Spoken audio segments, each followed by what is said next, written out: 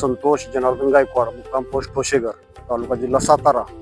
आमच्या गटामध्ये स्थानिक बाजूवाल्यांनी आमचा 359 नंबर गट आहे आणि 361 वाल्यांनी गट नंबरमध्ये आमच्या 359 मध्ये खोदाई करून मोठ्या प्रमाणामध्ये 350 मीटर लांबीला चर काढून मोठ्या प्रमाणात उत्खनन केलेलं आहे. त्या संदर्भात आम्ही मुख्यमंत्री सचिवालय, कलेक्टर ऑफिस सातारा, तहसीलदार, संबंधित पालकमंत्री सातारा यांना संबंधित अर्ज देऊन सुद्धा तहसीलदारांनी कोणत्याही प्रकारचे आतापर्यंत कारवाई कोणतीही केली नाही आणि त्यांनी संदर्भात त्यांची लोक स्वतः इथं स्थानिक लोक येऊन तहसीलदारांची लोक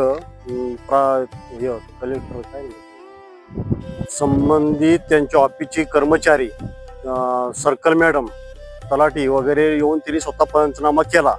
पंचनामा केल्यानंतर संबंधित आमचे जबाब घेण्यात आले. जबाबामध्ये तसा आम्ही उल्लेख केला होता की आमच्या जागेमध्ये मोठ्या प्रमाणात उत्खनन केलेलं आहे. त्याने कोणत्याही प्रकारचे परमिशन शासनाचे घेतले नसताना मोठ्या प्रमाणामध्ये उत्खनन केलेलं आहे. त्या संदर्भात मी चौकशी केली असता संबंधित अधिकाऱ्याने त्या व्यक्तीला 361 मधल्या व्यक्तीला बोलवून जी चौकशी केली असता त्यांनी सांगितलं की माझ्या जागेमध्ये पाणी येत असल्यामुळे मी मोठ्या प्रमाणात चर काढलेला आहे. ते चर त्यांनी मोजवायचा आदेश काढला होता, तहसीलदार कार्यालयामध्ये आदेश काढला होता, परंतु त्याने आतापर्यंत कोणत्याही प्रकारचं चर मोजवण्याचं काम केलेलं नाही. या संदर्भात कोण तहसीलदार संबंधित काय अधिकाऱ्यांचं काय यामध्ये संबंध आहे का तहसीलदारांचा संबंध आहे याची पुढे मोठ्या प्रमाणात चौकशी व्हावी. असल्या प्रकारे मोठ्या भ्रष्टाचार झालेला आहे याची सखोल चौकशी करण्यात यावी. तसेच पालकमंत्र्यांना आम्ही निवेदन देऊन सुद्धा पालकमंत्र्यांनी चौकशी लावली सुद्धा असताना माझ्याकडे निवेदन आहे. हे निवेदन पालकमंत्र्यांनी एवढा शेरा मारलेला आहे स्वतः तहसीलदारांना यांना बाबत तपासून कारवाई करण्याचे नोटीस महोदयांना निर्देश दिले होते तहसीलदारांना.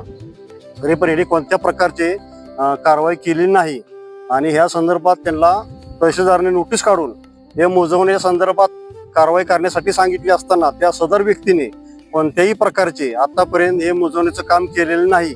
आमचे क्षेत्र सरासरी 8.90 हेक्टर क्षेत्र असून या क्षेत्रामध्ये मोठ्या प्रमाणात उत्खननाचा प्रॉब्लेम केलेला आहे.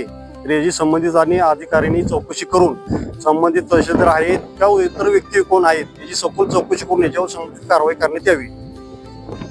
अन्यथा आम्ही तहसीलदार कार्यालयामध्ये उपोषणाला बसणार आहे. मला जर सर्वसाधारण न्याय मिळाला नाही तर हे जे उपोषणाला बसणार आहे याच्यावर कधी काय कमी जास्त काय झालं तर या सर्वश्री शासन जबाबदार राहील.